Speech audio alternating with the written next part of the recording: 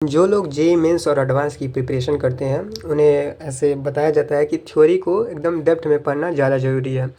Depth में पढ़ने से पता है क्या होता है कि हमारी कॉन्सेप्ट पे अंडरस्टैंडिंग बढ़ जाती है। और जब एक बार कॉन्सेप्ट को हम अच्छे से समझ लेते हैं तो हमें रिवीजन करने में ज़्यादा टाइम नहीं लगता है और क्वेश्चन की फ्रेमिंग हमें समझ में आने लगती है। जैसे कुछ लोग बोलते हैं कि क्वेश्चन क्लिक नहीं होता है, एक बार क्वेश्चन बता दे कोई कैसे होगा तो मैं कर लूँगा। तो जब तुम्हें कॉन्सेप्ट एकदम अच्छे से समझ में आएगा ना, तो तुम्हें किसी को बताने की ज़रूरत नहीं पड़ेगी क्या करना है। तुम्हें खुद समझ में आ जाएगा कि क्वेश्चन किस बेसिस पे फ्रेम किया गया है, इसमें क्या करना है। इस वीडियो में मैं एग्जांपल के तौर पर कंसंट्रेशन टर्म को पढ़ाऊंगा। जैसे कंसंट्रेशन टर्म में अपने होता है ना कि मोलरिटी होता है ग्राम per litre, percentage weight by weight, percentage weight by volume, और पीपीएम पार्ट पर मिलियन और part per billion, mole fraction. तो ये सब बहुत ज़्यादा कंफ्यूजिंग होता है। और इसका एक और रीज़न है कि ये 11th में जो होगा वो भी पढ़ चुका होगा, 12th में और ड्रॉप ईयर में जो भी होगा, मतलब हर कोई इसको थोड़ा बहुत पढ़ चुका होगा। तो थोड़ी बहुत अंडरस्टैंडिंग सबको इस बात की होगी कि मतलब क्या पढ़ाया जाएगा। और मैं पहले ही बता देता हूँ कि मैं कोई टीचर तो हूँ नहीं कि मैं एकदम अच्छे से तुम्हें समझा दूँगा। देखो, बस तुम में और मेरे में डिफरेंस इतना है कि मैंने इस टॉपिक को पढ़ा है और मैंने एग्ज़ाम पे लिख दिया है। मेरा 99.60 परसेंटाइल था इसी साल। और तुम इस टॉपिक को पढ़ रहे हो, तुम अगर अच्छे से समझ लोगे कि भी तुम्हारा भी आ जाएगा। मैं कोई टीचर नहीं हूँ, मैं सिर्फ बता रहा हूँ कि मैंने कैसे पढ़ा है। मैं वीडियो के एंड में अपना नोट्स भी दिखाऊँगा कि मैंने कैसे लिखा है, और सीट दिखाऊँगा। मैंने पिछली वीडियो में भी सीट दिखाया था, तो उसमें ये दिखाऊँगा कि कैसे कैसे क्वेश्चन होते हैं। जब किसी टॉपिक को हम अच्छे से पढ़ लेते हैं तो अच्छे से अंडरस्टैंडिंग होती है, तो हमारे दिमाग में न्यूरल नेटवर्क बन जाते हैं।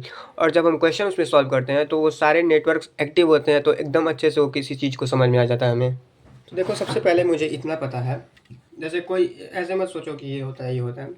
कि कंसंट्रेशन टर्म में निकालते क्या है, मतलब होता क्या है कि जैसे मान लो कोई बीकर है, बीकर है या जग है, जो भी समझ लो। और इसमें क्या है कि वाटर रखा हुआ है, वाटर, ठीक है ना। अब इसमें तुम क्या किए कि NaOH ऐड कर दिए, NaOH, सोडियम हाइड्रोक्साइड। तो जो पहले से था वाटर, इसे बोलते हैं क्या, सॉल्वेंट। अब सॉल्वेंट इसलिए कि बोलते हैं, अभी रीज़न बता दूंगा। और इसे NaOH हमने ऐड किया है तो ये बोलते हैं इसे सॉल्यूट। अब सॉल्यूट को सॉल्वेंट डिसॉल्व करता है, इसलिए उसे सॉल्यूट बोलते हैं, इसे सॉल्वेंट बोलते हैं। अब ऐसे सोचते हैं, ऐसे दिमाग में कन्फ्यूजन आ जाता है कि अगर इथेनॉल है और उसमें कुछ और मिला देंगे, मतलब प्रोपेनॉल, तो कौन सा सॉल्वेंट होगा कौन सा सॉल्यूट होगा। पानी में अगर दूध मिला देंगे तो कौन सा सॉल्यूट होगा कौन सा सॉल्वेंट होगा। तो जब पहली बार ऐसे कोई पढ़ता है तो ऐसे ही क्वेश्चन आते हैं दिमाग में। लेकिन मैंने ऐसे एग्ज़ाम दिया, मतलब बहुत चीज़ पढ़ा, लेकिन ऐसा कुछ होता नहीं एग्ज़ाम में। कहीं क्वेश्चन ऐसे नहीं आता है कि बताओ कौन सा सॉल्वेंट होगा कौन सा सॉल्यूट होगा। क्वेश्चन देखते ही तुम्हें पता चल जाएगा कि कौन सा सॉल्यूट है कौन सा सॉल्वेंट है। इसमें क्या होता है कि जब दोनों चीज़ मिल जाता है तो इसे हम बोलते हैं सॉल्यूशन है, ठीक है। अब होता क्या क्या है कि इसमें कुछ ना कुछ पैरामीटर होते हैं। जो सॉल्यूट होता है, इसमें सॉल्यूट का वेट होता है कि मतलब हमने कितना वेट इसे ऐड किया। अब सॉल्वेंट का भी वेट होता है ना, कि कितना ग्राम सॉल्वेंट है। सॉल्वेंट जैसे लिक्विड है यहाँ पे, तो इसका वॉल्यूम भी हो सकता है ना। अब मान लो वाटर है सॉल्वेंट के तौर पे, तो यहाँ पे वाटर का मोलर मास भी हो सकता है ना। यहाँ पे सॉल्यूट का भी मोलर मास होता है। ये सब पैरामीटर्स हैं। अब होता है ऐसे, सोल्यूशन है तो सोल्यूशन जो ओवरऑल वॉल्यूम है तो इसे वॉल्यूम ऑफ सोल्यूशन भी बोल सकते हैं। ओवरऑल वेट को volume of weight of solution बोल देंगे। ऐसे ही पैरामीटर्स हैं, अलग अलग पैरामीटर्स होते हैं। अब सबसे पहले दिमाग में ये क्वेश्चन आता है कि इतनी सारी कंसंट्रेशन टर्म बनाई ही क्यों गई। तो पहले तो हमने ये समझ लिया कि सॉलिड, सॉल्यूट, सॉल्वेंट और सोल्यूशन क्या होता है। अब दूसरा क्वेश्चन है कि ये है ही क्यों, ये है ही क्यों। तो एक एग्जांपल के बेसिस पे मैं समझाऊंगा। जैसे मान लो तुम्हारा कोई दोस्त है, वो CBSE बोर्ड में पढ़ता है और तुम किसी स्टेट बोर्ड में पढ़ते हो, या फिर वो स्टेट में बोर्ड में पढ़ता है, तुम CBSE बोर्ड में पढ़ते हो। अब उसका 500 मार्क्स में से 400 मार्क्स आए हैं, ठीक है, फाइनल एग्ज़ाम में। और तुम्हारे 600 मार्क्स में से 500 मार्क्स आए हैं, एग्जाम्पल के ऐसे समझ लो। तो अब तुम्हें कंपैरिजन करना है कि कौन ज़्यादा पढ़ने में तेज़ है। तो इसमें क्या हुआ है, दिक्कत क्या है कि अगर तुम्हारे साथ ही कोई स्टेट बोर्ड का और बच्चा होता तो तुम भी बोलते कि मेरा 600 में से 500 आया है और तुम्हारा 600 में से मान लो 450 आया है, तो मैं पढ़ने में तेज़ हूँ। इसमें क्या है कि ये चीज़ जो है ये सेम है, लेकिन ये जब डिफरेंस रहता है तो हम कंपैरिजन कैसे करते हैं। तो इसका कंपैरिजन करने का एक और तरीका अच्छा है कि ये क्या है, 400 नंबर लाया है 500 में से। तो 400 नंबर लाया है किस में से, 500 में से। तो एक नंबर का अगर पेपर होता तो ये कितना लाता, 400/500, यही होता है ना। अब तुमने क्या लाया है कि 500 नंबर लाया है 600 में से, ठीक है। अब ये पेपर अगर एक नंबर का होता तो तुम कितना लाते, 500 बट्टा 600, यही ना। लेकिन अगर ये 100 नंबर का पेपर होता तो ये कितना लाता, 400 बाई 500 इंटू 100। और तुम कितना लाते, 500 बाई 600 इंटू 100, यही ना। अब इसे ऐसे इसको कर देंगे तो ये 80 आ गया है, और ये कितना आ गया है, इसे ऐसे डिवाइड कर देंगे तो ये 500/6। अब 500/6 कितना होगा, इसे कैलकुलेट कर लेते हैं। तो देखो 8 बार में कितना आ जाएगा, 48, और बचा 2 20, फिर 3 बार में 18, बचा 2 20, ये 83 ऐसे ही होता जाएगा। अभी हमने किया क्या है, हमने पहले क्या किया है कि जहाँ से कंपैरिजन कर रहे हैं उसका बेसिस तैयार कर लिया है कि बेस सबका सेम होना चाहिए ना। ऐसा तो है ना कि कोई 1000 में से ला दिया 800 नंबर, और तुम लाए 700 में से 700 नंबर, तो तुम 700 नंबर लाए तो कमज़ोर हो, उतने 800 लाए नहीं, उसका बेस अलग अलग है ना। तो बेस सेम करते हैं, तो बेस सेम करने के लिए सबसे पहले हमने 1 कर दिया था कि 1 नंबर का अगर क्वेश्चन पेपर होता दोनों का तो कितना कितना आता। लेकिन जब 1 नंबर का क्वेश्चन पेपर है तो इसमें दिक्कत ये है कि नंबर हमेशा 1 से कम ही आएगा, तो डेसिमल में आएगा, ज़्यादा कन्वीनियंट नहीं होगा। तो हम क्या करेंगे कि 1 नंबर का तो पहले निकाल लेंगे, उसके बाद 100 से मल्टीप्लाई कर देंगे कि अगर 100 नंबर का पेपर होता तो कितना होता। अब ये जो 100 है मतलब पर 100 नंबर्स में कितना आता, पर मतलब प्रति, जैसे पर होता है ना कि पर किलो सेब कितना का है ना। तो पर, और 100 को बोलते हैं सेंट, तो परसेंट इसे बोलते हैं। तो ये कंपैरिजन करने के लिए होता है परसेंट। तो इसमें भी क्या होता है कि जब 2 सॉल्यूशन है उसमें मान लो तुम, एक सॉल्यूशन है उसमें वाटर थोड़ा सा 500 ml है, एक सॉल्यूशन है उसमें 500 ml वाटर है, अब दूसरा सॉल्यूशन है उसमें 800 ml वाटर है। इसमें तुम क्या किए कि NaOH ऐड कर दिए 40 ग्राम, और इसमें ऐड कर दिए तुम लेट सपोज 60 ग्राम। तो ऐसे होता है ना कि कंसंट्रेशन किसका ज़्यादा है, मतलब कंसंट्रेशन की अभी बात नहीं आई है, किसमें कितना ज़्यादा गाढ़ा है कौन सा सॉल्यूशन। तो ये निकालने के लिए, कंपैरिजन करने के लिए हमें कुछ ऐसे टर्म बनाने पड़ेंगे कि सबसे पहले तो टर्म यही बन जाएगा कि ये बना लो कि इसमें 1 ml में कितना ग्राम है, क्योंकि दोनों का बेसिस सेम हो जाएगा। यहाँ पे 500 ml में 40 ग्राम है, यहाँ पे 800 ml में 60 ग्राम है, तो दोनों का निकाल लो कि 1 ml में कितना ग्राम है। तो सबसे पहला तरीका क्या है कि इसका 500 ml में 40 ग्राम है ना, और इसका 800 ml में 60 ग्राम है। तो बेसिस सेम करने के लिए हम क्या कर सकते हैं कि ये 1 ml अगर हो तो कितना होगा, 40/500 ग्राम, ये होगा ना। और ये 1 ml हो तो ये कितना हो जाएगा, 60/800 ग्राम। अब इसे एक तरीके से और लिख सकते हैं क्या कि इसे हम लिख सकते हैं 40/500 ग्राम पर ml। पर ml को ऐसे पर ml लिख सकते हैं ना, पर ml ऐसे तुमने लिखा होगा कि 1 kg एप्पल पर 100 रुपीज़ ऐसे सुना होगा ना, पर 100 रुपीज़ ऐसे सुना होगा। तो ये भी तो वही है कि पर हमने निकाल लिया, परसेंट भी निकाल सकते हैं लेकिन अभी हम लोग पर निकाल रहे हैं, क्योंकि पर जब निकालते हैं तो हमेशा क्या होता है कि 1 से कम ही होता है। अब मतलब परसेंट यहाँ पे नंबर कम ही होता है, इसमें तो ग्राम हो सकता है कि 550 ग्राम ऐड कर दें, तो यहाँ पे ऐसा कुछ नहीं है। तो ऐसे हमने निकाल लिया कि, और इसका कितना हो जाएगा 60/800 पर ग्राम पर ml। अब कंपैरिजन करना इजी हो जाएगा कि कौन सा छोटा है, तो इसमें मैथमेटिकली मतलब कंपैरिजन किया जा सकता है। इसे ऐसे काट देंगे तो अब इसे क्या आ जाएगा, ये 80 × 4 कितना हो जाएगा, 32, 320, और ये हो जाएगा 300। तो ये ज़्यादा है, ये ट्रिक है एक मैथ की। तो इसका कंसंट्रेशन ज़्यादा है, पता चल गया। लेकिन ऐसे होता तो करना थोड़ा सा मुश्किल हो जाता। तो सबसे पहले एक तो हमें कंसंट्रेशन टर्म मिल गया कि ग्राम पर ml। अब इसमें भी क्या है ना कि एक चीज़ समझो, ये ग्राम किसका ग्राम है, ये सॉल्यूट का ग्राम है, टोटल मतलब सॉल्यूट कितना ग्राम है। और ये ml है, तो ml तो सॉल्वेंट का भी हो सकता है कि सॉल्वेंट कितना है, लेकिन कन्वीनियंट के लिए, क्योंकि फाइनल तो हमें सॉल्यूशन ही मिलेगा ना, क्योंकि हमें तो जब सॉल्यूशन मिलेगा तो ऐसा तो पता नहीं चल पाएगा कि सॉल्यूट कितना ml है, तो हम तो सॉल्यूशन का ही निकाल पाएंगे ना कि सॉल्यूशन का कितना ml है।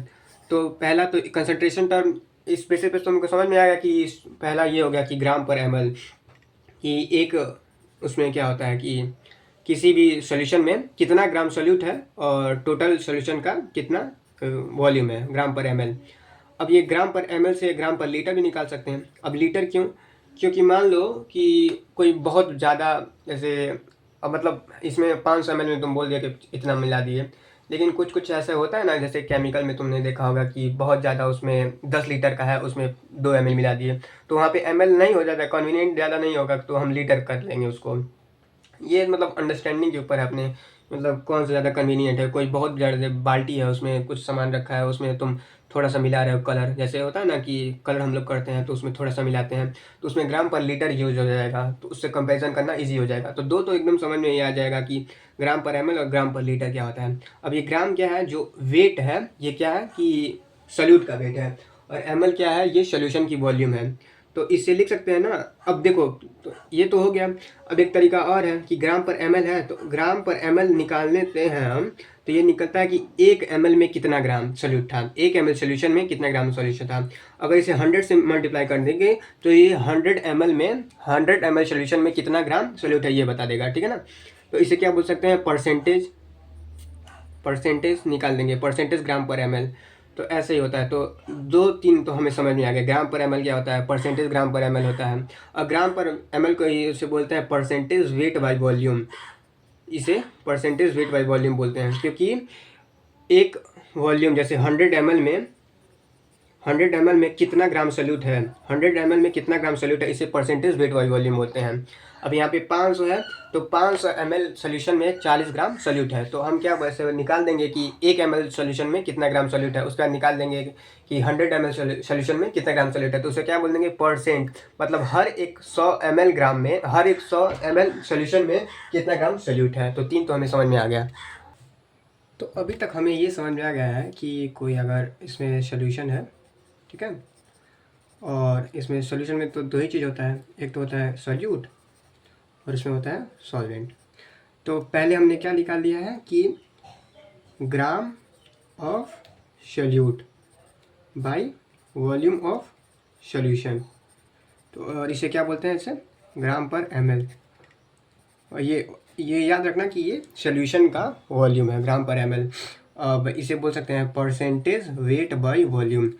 और इसे ऐसे ग्राम पर एमएल निकालते हैं तो हमें हमेशा 100 के निकालते हैं, ऐसे मतलब जेईई मेंस और एडवांस में ऐसा क्वेश्चन आता है। ऐसा कोई रूल तो है नहीं, लेकिन ऐसे क्वेश्चन आता है कि ग्राम पर एमएल जब दिया हो तो यहाँ पे 1 ml नहीं दिया होता है, उसे 100 ही मान के दिया होता है। कि अगर तुम्हें बोला जाए कि जैसे 40 ग्राम पर एमएल NaOH ऑफ सोल्यूशन, तो इसका मतलब है कि 100 ml सोल्यूशन जो होगा उसमें 40 ग्राम NaOH होगा, और ये 200 ml होगा तो ये 80 ग्राम होगा। मतलब ये होता है कि 40 ग्राम ml NaOH solution of NaOH solution, ऐसे एक्वस सोल्यूशन जो भी है, तो ऐसे 100 यहाँ पे होता है। अब परसेंटेज जैसे वेट बाय वॉल्यूम हो ना, तो ऐसे एक होता है परसेंटेज वेट बाय वेट। तो जैसे मान लो कि हमेशा ज़रूरी नहीं ना है कि सोल्यूशन हमेशा लिक्विड में ही होगा, सॉलिड में भी हो सकता है, तो उसका वेट निकालते हैं, और उस वेट तो लिक्विड में भी निकाल सकते हैं। तो परसेंटेज वेट बाई वेट का मतलब हो गया कि 100 ग्राम टोटल सोल्यूशन में कितने ग्राम क्या है, सॉल्यूट कितना है, कितना सॉल्यूट कितना ग्राम है। और जैसे ऐसे बोल सकते हैं 40 gram by gram NaOH solution, तो इसका मतलब है कि 40 ग्राम पर ग्राम होता है कि, तो इसका मतलब है कि 100 ग्राम सोल्यूशन में कितना ग्राम, 40 ग्राम सॉल्यूट है, ऐसे ही होता है। तो पहला हो गया कि percentage weight by volume, percentage volume by volume. एक होता है percentage volume by volume, percentage volume by volume, मतलब 100 ml सोल्यूशन में कितना ml सॉल्यूट है। जैसे मान लो कि सॉल्वेंट और सॉल्यूट दोनों लिक्विड है, और टोटल तो सॉल्यूशन भी लिक्विड होगा, तो उसमें पूछेगा ना कि कितना ml इसमें सॉल्यूट मिलाया गया है और कितना सॉल्वेंट। तो ऐसे तीन तो हमें समझ में आ गया है। और इसके साथ ये भी समझ में आ गया कि ग्राम पर लीटर क्या होता है। ग्राम पर लीटर कुछ नहीं होता है कि ग्राम पर ml जो है लीटर। और एक चीज़ मैं बस दिखाता हूँ कि जैसे मैंने बताया था ना कि ग्राम पर ml, यहाँ पे जब क्वेश्चन आता है तो ये एज्यूम करके चलते हैं कि ये 100 ml की बात हो रही है।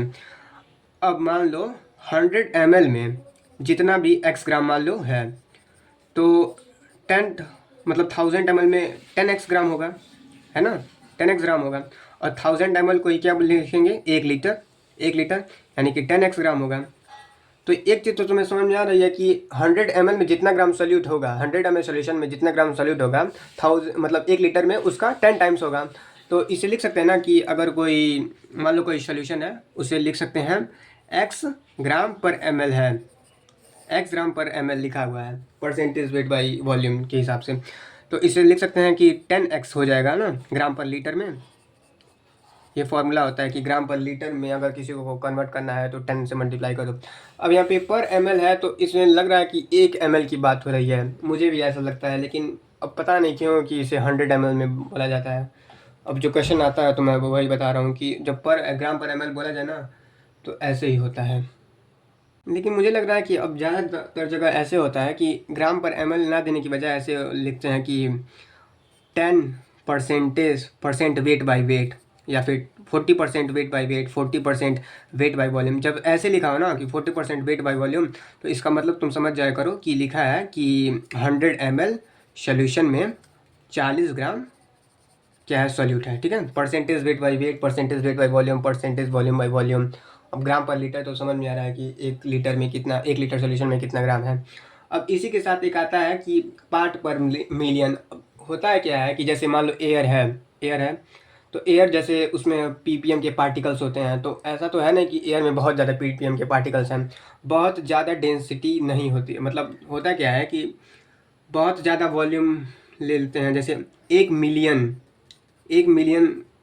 लीटर तो वॉल्यूम का ही होता है ना, कि जैसे 1 मीटर क्यूब में कितना पीपीएम होता है, तो बहुत कम होता है, तो इसे हम मतलब पार्ट पर मिलियन में ही निकालते हैं ना। जैसे एयर क्वालिटी तुमने देखा होगा कि कहीं कहीं कुछ पार्टिकल्स होते हैं तो बहुत कम ही होते हैं, तो उन्हें पीपीएम में ही निकाला जाता है। तो इसमें होता है क्या है कि टोटल जो सोल्यूशन है, तो 1 मिलियन ग्राम सोल्यूशन में कितना ग्राम सोल्यूट है, 1 मिलियन ग्राम सोल्यूशन में कितना ग्राम सोल्यूट है, इसे वो बोलते हैं पार्ट पर मिलियन। जैसे मान लो तुम कोई दिया है ना कि 4 ग्राम पर ग्राम, इसका wait by percentage weight by wait हो गया कि क्या है। अब तुमने ये भी देखा होगा कि जैसे एयर हो गया, तो उसमें क्या होता है कि एयर में जो पार्टिकल्स होते हैं उसमें बहुत कम ही होते हैं, ऐसा नहीं है कि बहुत ज़्यादा हो जाएंगे। तो वहाँ पे क्या करते हैं कि ऐसे बोलते हैं कि 10⁶ मतलब 1 मिलियन ग्राम सोल्यूशन है। सोल्यूशन, अब एयर भी एक सोल्यूशन है, तुमको पता होगा कि इसमें बहुत चीज़ होते हैं, तो इसमें कितना ग्राम सोल्यूट है।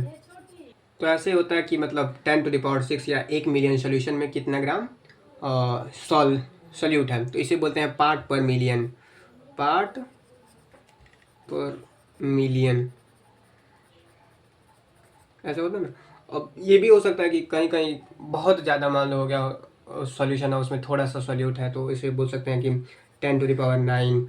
इससे क्या बोलेंगे कि 1 ब्रिलियन ग्राम सॉल्यूशन में कितना ग्राम सॉल्यूट है, तो इसे बोलते हैं पार्ट पर ब्रिलियन, पीपीबी बोलते हैं। पीपीएम और पीपीबी मतलब समझ रहे हो।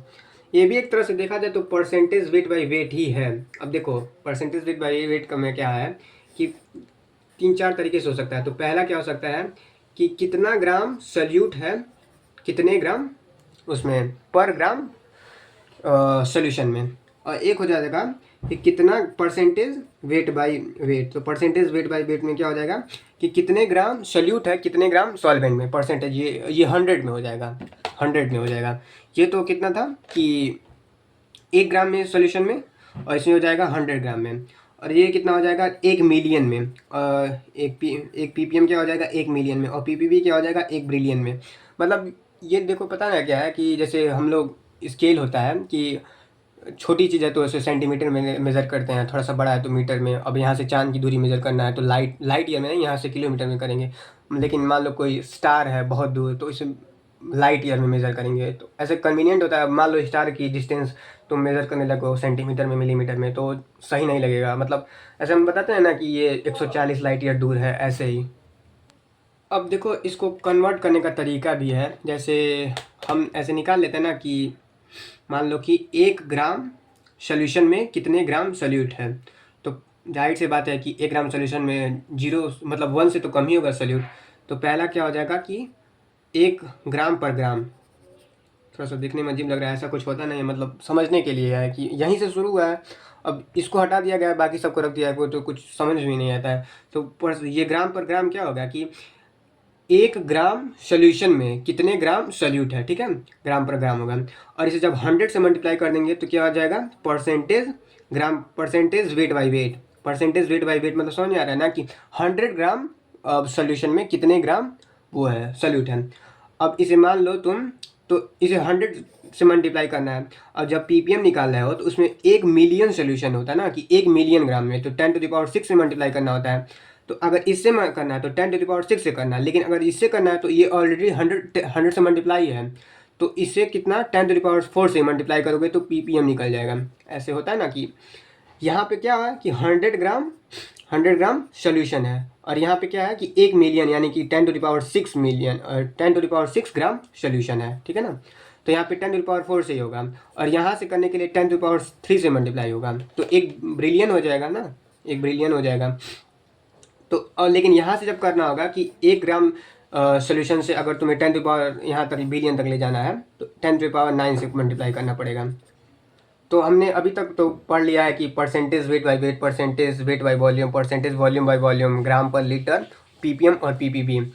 अब इतना तो मुझे रीजन इन सब का पता था, लेकिन इसके बाद आता है कि मोलरिटी और मोलरिटी। तो देखो मैं भी बताता हूँ कि मैंने ये सब कहीं पढ़ाया तो जाता नहीं, अब से दिमाग में ऐसे आ जाता है, इधर उधर से कुछ देखने अपने से, किताब उताब पढ़ने से आ जाता है दिमाग में। लेकिन मोलरिटी और मोलरिटी मुझे नहीं समझ में आया कि ऐसे क्यों इस तरह से डिफाइन किया गया है। उसका रीज़न जैसे इसका बता दिया कि कंपैरिजन करने के लिए, अब उसका भी कंपैरिजन करने का ही तरीका होगा, लेकिन क्यों ही मतलब सॉल्वेंट का वेट ही क्यों किया गया, तो इसका एग्जैक्ट रीज़न तो मुझे पता नहीं है। अब ये तो तुम भी पता कर सकते हो कि मैंने भी तो ऐसे ही पता किया था, तुम भी कहीं गूगल पे सर्च करो कि इसका ही रीज़न क्या था। अब मैंने वीडियो बनाने के पहले इसे सोचा नहीं था कि इसका रीज़न क्या है, तो अब मैं भी पता करूँगा तो तुम भी पता करो, क्योंकि मतलब टीचर तो हूँ नहीं मैं भी तो ऐसे ही कर ही रहा हूँ। मतलब मोलरिटी और मोलरिटी एक बार समझा दे रहा हूँ कि इसका रीज़न, लेकिन मुझे नहीं पता है कि इसको कैसे बनाया गया है। अब मोलरिटी है ना, मोलरिटी तो इसमें क्या होता है कि अभी तक तो हम लोग ग्राम में ही थे, लेकिन क्या है कि इसमें अब केमिस्ट्री आ जाएगी धीरे धीरे। इसमें अब क्या करेंगे कि मोलरिटी को हम क्या बोल देंगे, एक तो होता है मोलरिटी, इसमें आर होता है, और एक होता है मोलरिटी, इसमें बड़ा कन्फ्यूजन हो जाता है। और मोलरिटी को है कैपिटल एम से रिप्रेजेंट करते हैं और इसे स्मॉल एम से, मोलरिटी और मोलरिटी। अब मोलरिटी क्या होता है कि moles of solute by total volume of solution. मतलब क्या है कि 1 लीटर, वो भी लीटर में, ये पहले डिफाइन किया है, ऐसा तुम बदल नहीं सकते हो, ठीक है ना। जैसे परसेंटेज वेट बाई वेट में 100 डिफाइन था, इसमें 1 लीटर डिफाइन है। तो मोलरिटी क्या है कि 1 लीटर सोल्यूशन में कितने मोल्स सोल्यूट हैं। जैसे लिखा है कि 40 molal NaOH solution, 40 molar 40 molar NaOH solution. इसका मतलब पता है क्या है कि 1 लीटर जो सोल्यूशन है उसमें 40 मोल NaOH है। मतलब समझ में आ रहा है ना कि 40 मोल NaOH है। अब इसमें सल्यूट का मोल और सॉल्वेंट सोल्यूशन का वॉल्यूम क्यों रखा गया और लीटर में क्यों रखा गया, इसका रीज़न मुझे नहीं पता है, और तुम भी पता करो, मैं भी पता कर रहा हूँ। और ये जो मोलरिटी अब इसमें क्या है, इसमें भी सल्यूट का मोल है, लेकिन नीचे है ना यहाँ पे, अब वहाँ पे वॉल्यूम था, इसमें वेट है। अब वेट वहाँ पे सॉल्यूशन था, यहाँ पे सॉल्वेंट का वेट है। इसका मतलब समझ में आ रहा है। अब एक बार देखो, थोड़ा सा कंफ्यूजिंग होना शुरू हो जाएगा। मैंने इसीलिए एकदम शुरू में समझाया था बीकर में कैसे कैसे होता है। इसमें जैसे लिखा है कि 40 मोलल NaOH सोल्यूशन, तो इसे हम क्या समझेंगे कि 1000 ग्राम, या यहाँ पे 1 kg है, जैसे वहाँ लीटर ना, यहाँ kg है, तो 1000 ग्राम या 1 kg सॉल्वेंट जो है, अगर सॉल्वेंट होगा तो वहाँ पे 40 मोल NaOH होगा, 40 मोल NaOH होगा, ठीक है ना। तो मतलब समझ में आ रहा है। ओवरऑल देखो, ओवरऑल तो सोल्यूशन ज़्यादा हो जाएगा, क्योंकि 40 है, ये 1 मोल का तो कितना ग्राम, जितना ग्राम होता है 40 ग्राम होता है, तो 40 मोल है, तो ये 1600 ग्राम, यही हो गया 1600 ग्राम, और ये है तो टोटल कितना हो गया 2400 ग्राम, है ना। अब मोल फ्रैक्शन क्या होता है, तो मोल फ्रैक्शन अभी लास्ट है ये, तो हमने उधर कुछ पढ़ लिया था मोलरिटी पे, तो लास्ट में ये बचा है मोल फ्रैक्शन क्या होता है कि जैसे मान लो ये जो है बीकर है, इसमें कुछ सॉल्वेंट था, इसमें कुछ सॉल्यूट था, ओवरऑल सोल्यूशन था। तो एक तो हमने डिफाइन कर देते हैं कि क्या है कि मोल्स ऑफ सॉल्यूट क्या है, फिर एक से डिफाइन कर देते हैं मोल्स ऑफ सॉल्वेंट क्या है, ठीक है। फिर मोल्स ऑफ सोल्यूशन में इसको ऐड कर देंगे तो मोल फ्रैक्शन क्या हो जाएगा, मोल फ्रैक्शन। अब मोल फ्रैक्शन एकदम सिंपल सा है, तो इसमें तो समझ में आता है ना कि जैसे कोई पिज्ज़ा होता है, इसमें फ्रैक्शंस होते हैं अलग अलग, तो एक तुम ले लिए तो 1/8 हो गया।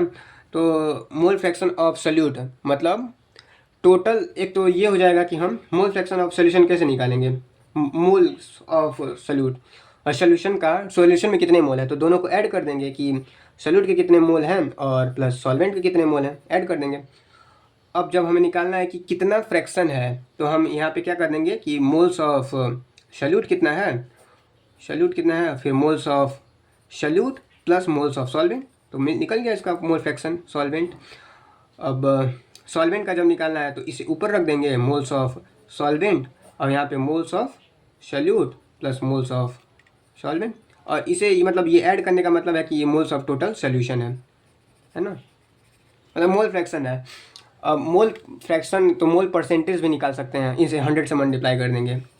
जब यहाँ पे हम डिनोमिनेटर में जो लिखते हैं तो सिंपली क्या होता है कि फाइनली ये मतलब 1 ही हो जाता है, डिनोमिनेटर को ऐसे 1 ही कर देते हैं, तो इससे पर आ जाता है कि फ्रैक्शन है तो उसका फ्रैक्शन में एक नीचे होता है, और जब परसेंट आ जाता है तो 100 हो जाता है, इसमें कुछ है नहीं ऐसे।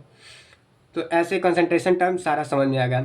एक बार मैं एक एग्जांपल लेके एकदम अच्छे से समझा देता हूँ, उसके बाद हम समझेंगे कि इसका कन्वर्जन कैसे करते हैं। मेनली वही है, क्योंकि तुमने देखा होगा कि मैंने भी ऐसे पढ़ा था 11th में, मोलरिटी में कन्वर्ट करने के लिए एक फॉर्मूला था, वो इतना टफ था, पता नहीं 100 से मल्टीप्लाई करो, डेंसिटी है, पता नहीं क्या क्या है उसमें, अब इतना ज़्यादा नहीं होता है किसी से लर्न। तो देखो सबसे पहले क्या होता है कि कुछ कुछ ऐसी कंसंट्रेशन टर्म्स हैं जो टेम्परेचर पे डिपेंड करती हैं। जैसे मान लो तुम इतना समझो, एक क्वेश्चन है, पहले क्वेश्चन बाद में समझाऊंगा, क्वेश्चन सॉल्व करने से पहले मैं इधर समझा देता हूँ कि तुम्हें, जैसे हो गया कि percentage weight by weight, part per million, part पर ब्रिलियन हो गया, मोल फ्रैक्शन हो गया, फिर मोललिटी हो गया। और मोललिटी में क्या होता है कि सॉल्वेंट का वेट होता है, तो वेट तो ऐसा है ना कि टेम्परेचर पे बढ़ाने से या कम करने से वेट अलग हो जाएगा, लेकिन वॉल्यूम हो जाता है। जैसे कुछ कुछ होते हैं, अब क्या हो जाता है कि परसेंटेज वेट बाय वॉल्यूम, इसमें सोल्यूशन का वॉल्यूम अगर तुमको पता होगा कि टेम्परेचर अगर तुम चेंज करोगे तो वॉल्यूम चेंज हो जाएगा, अभी तो ग्राम पर लीटर के भी साथ होगा ना, ग्राम पर लीटर। और मोलरिटी जो होता है, इसमें क्या होता है कि उसमें लीटर में बताना होता है कि वॉल्यूम का, सोल्यूशन का कितना वॉल्यूम है, तो ये भी टेम्परेचर पे क्या होता है कि डिपेंड करता है, और ये टेम्परेचर पे होता है इंडिपेंडेंट होता है। एक आता है कि परसेंटेज वॉल्यूम बाय वॉल्यूम, तो देखो इसमें थोड़ा सा, इसमें ये समझो कि ये है, इसका मतलब क्या है कि 100 ml सोल्यूशन में कितना ml सॉल्यूट है। तो अगर ये दोनों चीज़ आइडियल होंगी तो टेम्परेचर पे तो लीनियर ही होंगे, लीनियर नहीं मतलब सेम ही उसका होगा ना, तो दोनों सेम रेशियो से बढ़ेंगी, तो टेम्परेचर पे क्या हो जाएगा, इंडिपेंडेंट हो जाएगा। अगर ये आइडियल है तो इंडिपेंडेंट होगा, लेकिन अगर रियल है तो पता है कि अलग अलग बिहेवियर होगा, तो टेम्परेचर पे ये डिपेंड कर जाएंगी। तो मतलब ये समझाना चाह रहा हूँ कि इन सब में और इन सब को अगर रिलेट करना है तो तुम्हें डेंसिटी को लाना पड़ेगा, क्योंकि डेंसिटी में होता ना कि जैसे ग्राम पर ml हो, जैसे कोई आता है कि वाटर इतना ग्राम पर ml, तो इसमें क्या होता है कि डेंसिटी क्या करता है, मास को और वॉल्यूम को कनेक्ट कर देता है। तो अगर ये तुमको पता है ये सब निकालना है तो डेंसिटी की ज़रूरत नहीं होगी, और ये पता है तो ये सब निकालना है तो डेंसिटी की ज़रूरत नहीं होगी। लेकिन अगर इसमें से इसको कन्वर्ट करना है तो डेंसिटी की ज़रूरत पड़ेगी, और इसके लिए अभी तुमको खुद पता चल जाएगा, ऐसे मतलब एग्जांपल दे रहा हूँ, ऐसा कोई ज़रूरी नहीं है। ये क्वेश्चन क्या है कि 80 ग्राम NaOH है, मतलब 80 ग्राम NaOH है, मुझे इतना पता चलेगा कि मतलब सबसे पहले एक बीकर ही बना लेते हैं। अब क्या करते हैं कि 80 ग्राम NaOH है, उसको इज मिक्सड विथ वाटर। अब क्या है कि यहाँ पे वाटर रखा हुआ है इसके अंदर, है ना, वाटर रखा हुआ है, और इसमें क्या किया है हमने NaOH ऐड किया है, कितना ऐड किया है, 80 ग्राम NaOH ऐड किया है, is mixed with water to produce 500 ml solution. अच्छा, मतलब वाटर तो कुछ था, कितना था नहीं पता, NaOH ऐड किए हैं तो टोटल जो सोल्यूशन आया है, ये जो सोल्यूशन आया है ये 500 ml है, 500 ml सोल्यूशन है, ठीक है।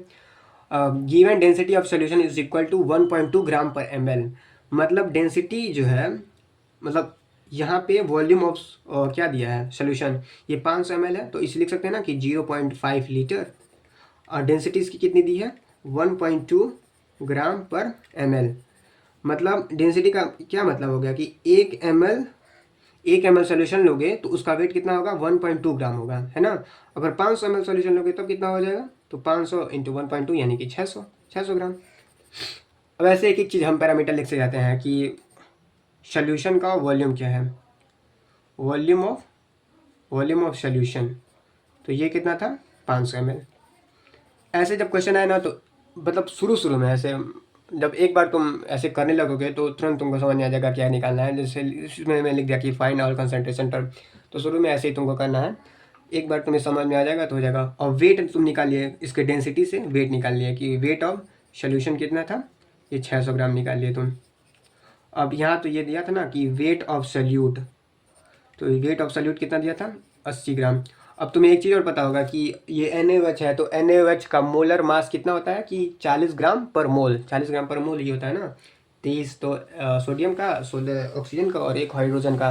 तो इसे हम लिख सकते हैं कि मोल्स ऑफ सल्यूट या मोल्स ऑफ NaOH। तो ये 2 मोल हो गया है ना। अब देखो इतना तो तुम्हें समझ में आ रहा है कि जो ये सोल्यूशन है ये टोटल कितना है, 600 ग्राम है, और सल्यूट कितना है, 80 ग्राम है। तो वेट ऑफ सॉल्वेंट कितना होगा, कॉमन सेंस है कि मतलब टोटल है जो 600 ग्राम है और सॉल्यूट उसमें 80 ग्राम है, तो ये 520 ग्राम होगा, है ना। ऐसे करके मतलब एक एक चीज़ फाइंड कर दे एकदम, मतलब पूरा क्वेश्चन खोल के रख दो। अब ये वाटर है तो इसमें हम वेट ऑफ मोल्स ऑफ ये निकाल सकते हैं ना, वाटर मोल्स ऑफ सॉल्वेंट। कैसे, तो ये 520 ग्राम है और हमें पता है कि वाटर जो H2O होता है वो, इसका मोलर मास क्या होता है कि 18 ग्राम पर मोल होता है, 18 ग्राम पर मोल होता है। तो इसे लिख सकते हैं कि 520/18 मोल, इतना मोल हो गया, है ना। तो और मतलब हमने लगभग हर चीज़ निकाल ली है। यही सब होता है कि तो 8 चीज़ हुआ ना, कितना चीज़ हुआ, 6 चीज़ हुआ है, और कुछ तो मुझे याद नहीं आ रहा है। बस यही होता है कि अब यहाँ पे क्या निकाल सकते हो, और कुछ नहीं निकाल, मतलब अभी देखेंगे, ज़रूरत पड़ेगी एक एक चीज़ करके निकालते हैं। सबसे पहले हमें क्या निकालना है, gram percentage weight by weight, percentage weight by weight. तो हमें क्या पता है कि परसेंटेज वेट बाय वेट की डेफिनेशन मैंने बताई थी कि 100 ग्राम सोल्यूशन में कितना ग्राम क्या है, सॉल्यूट कितना है। तो यहाँ पे हमें दिख रहा है कि 600, यहाँ पे देखो 600 ग्राम क्या है सोल्यूशन है, उसमें कितना कितना है सॉल्यूट, 80 ग्राम है, 80 ग्राम है दिख ही रहा है। तो ये अगर 100 ग्राम हो जाए तो कितने हो जाएगा, ये 80/600 इंटू 100, ये तुम्हारा निकल गया क्या, परसेंटेज वेट बाय वेट निकल गया। अब हमें क्या निकालना है दूसरे नंबर पे, percentage weight by volume. Percentage weight by volume का कितना क्या मतलब था कि 100 ml सोल्यूशन में कितना ग्राम सोल्यूट है। तो यहाँ पे 500 ml सोल्यूशन है, तो 500 ml सोल्यूशन में क्या है कि 80 ग्राम क्या है सोल्यूट है, 80 ग्राम सोल्यूट है। तो इसे हम क्या बोल सकते हैं कि जब ये 100 ml हो जाएगा, यहाँ पे 100 ग्राम है, 100 ग्राम है, तो 100 ml हो जाएगा, तो ये कितना हो जाएगा 80/500, ये और into 100 percentage weight by volume. अब एक चीज़ और निकाल सकते हैं, परसेंटेज वॉल्यूम बाय वॉल्यूम। अब देखो यहाँ पे क्या है कि मैंने ये क्वेश्चन मतलब अपने मन से बना लिया था, कुछ ऐसे था, नहीं तो बुक से कुछ उठाया नहीं है। तो परसेंटेज वॉल्यूम बाय वॉल्यूम में क्या होता है कि 100 ml क्या है कि सोल्यूशन है, तो उसमें कितना ml सल्यूट होगा, तो सल्यूट कितना होगा, सही है। यहाँ पे हमें इतना तो पता है कि ये कितना है, 500 ml है सोल्यूशन। अब हमें इसका निकालना है कि सल्यूट कितना ml है। तो सल्यूट तो NaOH है, तो NaOH का हमें वेट पता है और मोलर मास से हम क्या निकाल सकते हैं कि इसका कितना मोल्स है। लेकिन ml निकालने के लिए हमें NaOH का क्या जरूरत पड़ जाएगा, डेंसिटी, क्योंकि वेट पता है, अगर डेंसिटी पता होता तो वॉल्यूम निकाल लेते हैं। लेकिन यहाँ पे डेंसिटी गिवन नहीं है, क्योंकि मैंने क्वेश्चन बनाया था तो डेंसिटी NaOH का तो नहीं दिया था, तो यहाँ पे percentage wait volume by volume नहीं निकाल सकते हैं। देखो ऐसे ही क्वेश्चन करना होता है, कुछ ज़्यादा नहीं। अब ये तो तुमको पता चल गया ना कि परसेंटेज वेट बाय वेट मतलब 100 ग्राम सोल्यूशन में कितना ग्राम सल्यूट है।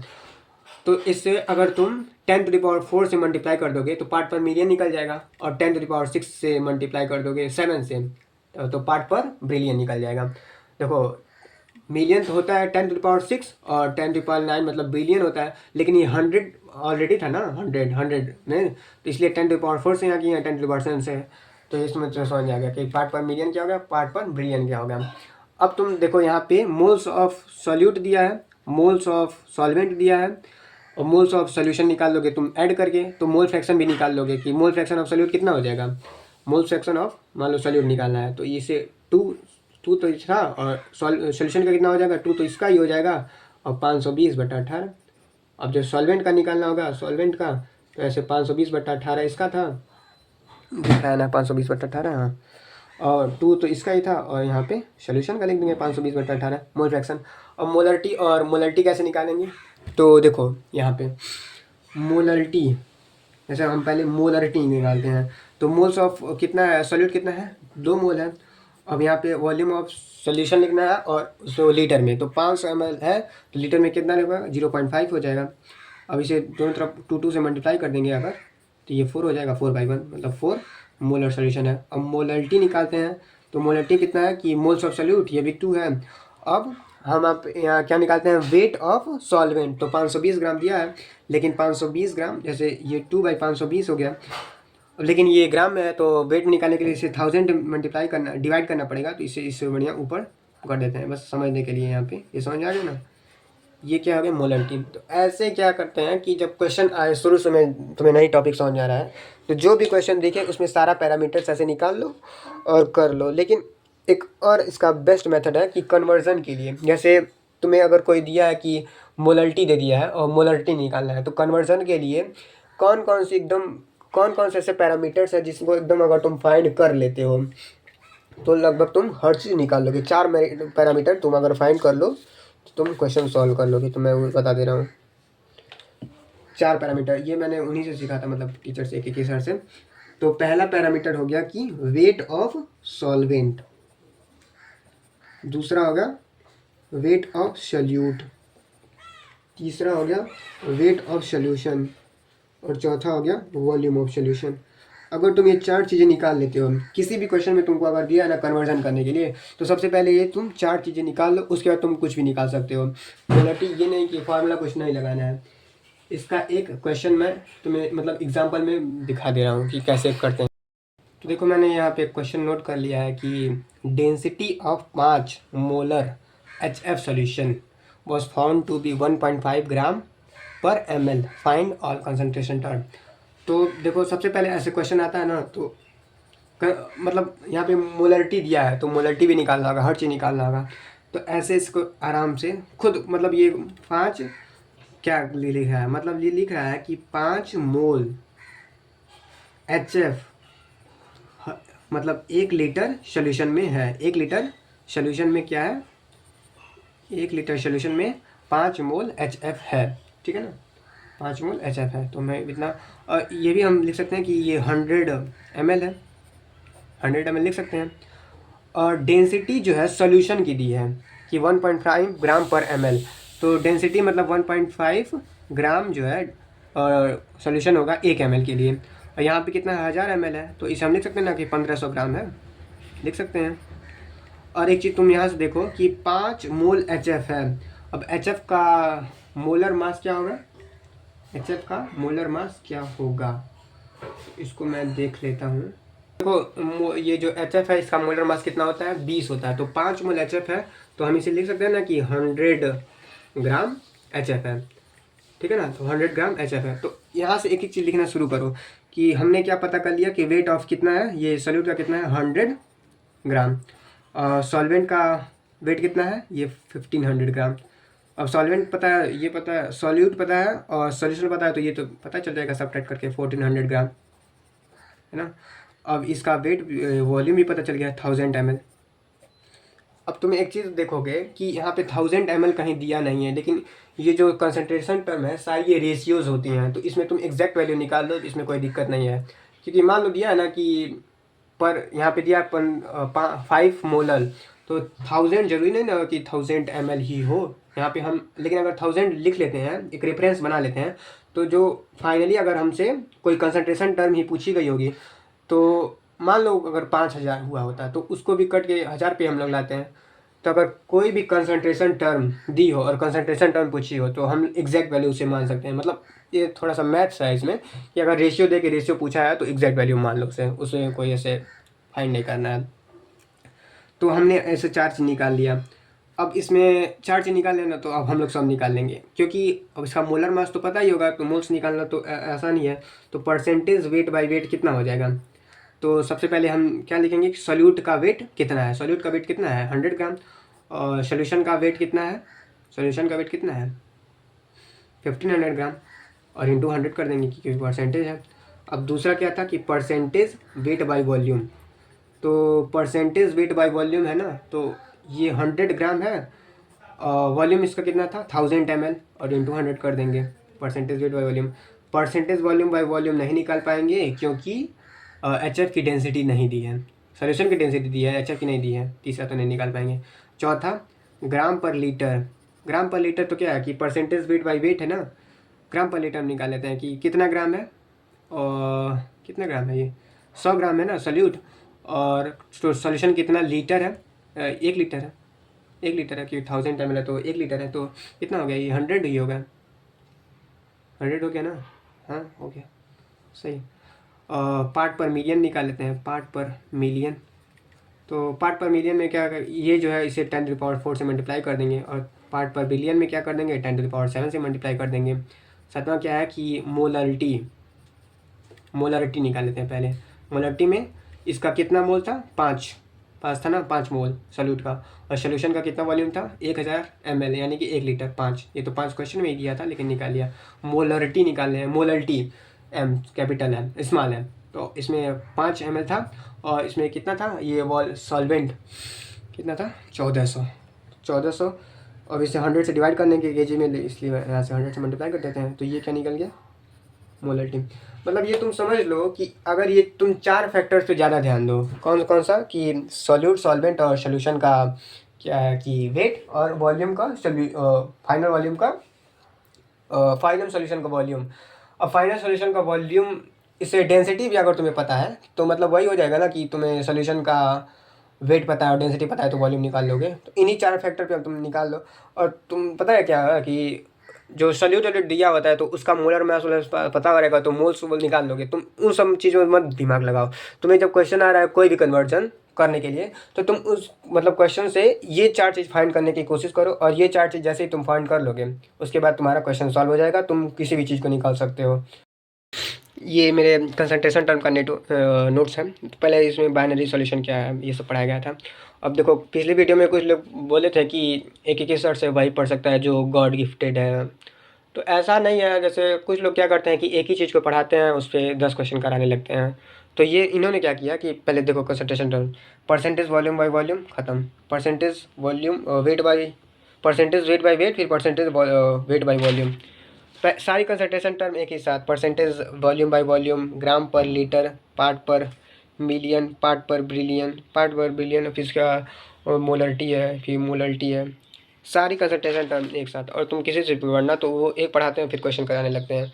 मोल फ्रैक्शन, और ये जो बताया था ना कि डेंसिटी, मतलब डेंसिटी इन दोनों को कनेक्ट करती है, और ये रियल गैस और आइडियल गैस में क्या होता है एक क्वेश्चन कराया, और यहीं पे बता दिया कि 4 पैरामीटर्स कौन कौन से होते हैं। 4 पैरामीटर फाइंड करो सिर्फ, और कुछ नहीं करना है। उसके बाद एक क्वेश्चन कराया था, यही क्वेश्चन मैंने यहाँ पे कराया है, और ये भी क्वेश्चन मैंने यही कराया है यहाँ पे, ये क्वेश्चन मैंने कराया था सारा।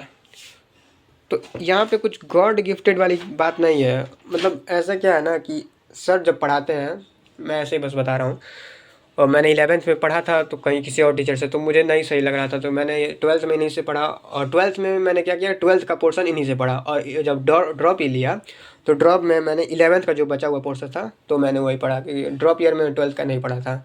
उससे पहले से नोट्स बना लिए थे, मतलब क्वेश्चन लगाना बाकी था तो क्वेश्चन बस लगाए थे। 12th मैंने क्वेश्चन नहीं लगाए थे, बस पढ़ा था। तो यही सही है, मतलब ऐसे ही पढ़ो तो ज़्यादा सही है। और एक बार मैं तुम्हें सीट भी दिखा दे रहा हूँ, एक बार रुक जाओ, ये सीट देखो। जैसे जैसे जैसे पढ़ोगे ना, अगर वैसे ही क्वेश्चन करोगे तो introduction to concentration term, simple simple question करने के बाद पता है क्या, कि जब किसी चीज़ को हम पढ़ते हैं ना तो हमारे दिमाग में न्यूरल पाथ्स बन जाते हैं, जब ऐसे अगर समझते हो तो। और जब क्वेश्चन बन जाते हैं ना तो वो न्यूरल पाथ्स एक्टिव होते हैं जब क्वेश्चन करते हैं तो पहले इजी से क्वेश्चन करोगे, एकदम सही क्वेश्चन है, एक बार बेसिक तुम्हारा बन जाएगा तो टफ क्वेश्चन आसानी से हो जाएंगे। और ज्योमेट्री ये सब तो आगे का चीज़ है। और तुम्हें लगता है कि मैं किसी और टॉपिक को मतलब ऐसे ही अच्छे से पढ़ाऊँ तो तुम कमेंट में बता सकते हो कि मैं कौन सा। ऐसे मैं तो ये नहीं कह रहा हूँ कि मुझे सब टॉपिक अच्छे से आता है, लेकिन जो बोलोगे मैं उसे अच्छे से पढ़ के उसके बाद तुम्हें पढ़ा दूँगा। मैंने पढ़ा तो है ही, मतलब समझ रहे हो।